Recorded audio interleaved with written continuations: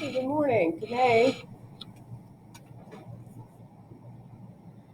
for Algebra 1, I'm going to be talking about percent of change. This is lesson 2-7.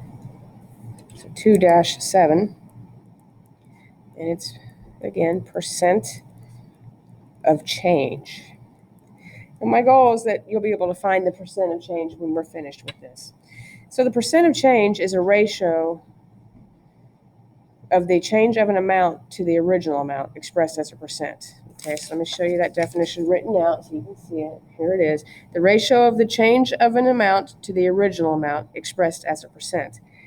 And as we write these, we're going to solve using proportions, which means we're going to cross multiply. And your second fraction, the second fraction is always going to be r over 100. So you're going to set up your proportions to solve these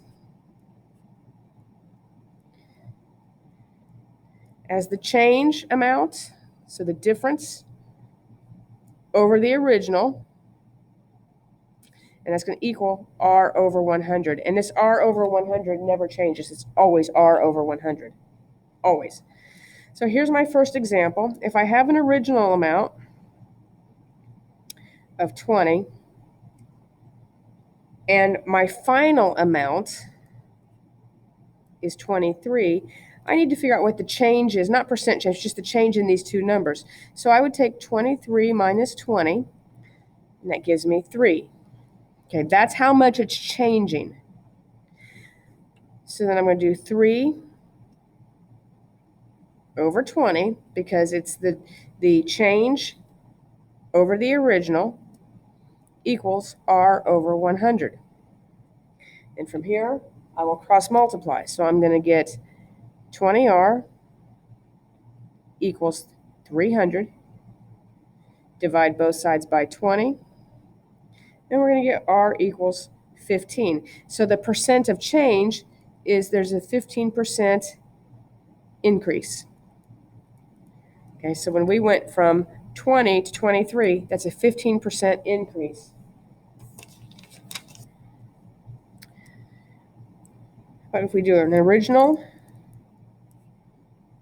of 66 and the new is 30. Okay, so the change from here to here, we're dropping. To go from 66 to 30 means we're taking away 36. That's the change. That's the difference.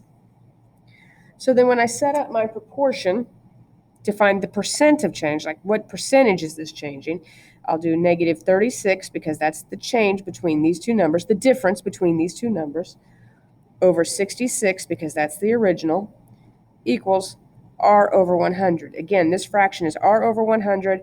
This is the change over the original. Then we cross multiply. So I'm going to get 66r equals negative 3600. Okay. Divide by 66 on both sides. And I'm going to get r equals negative 54. Because it's negative, that means it's a decrease.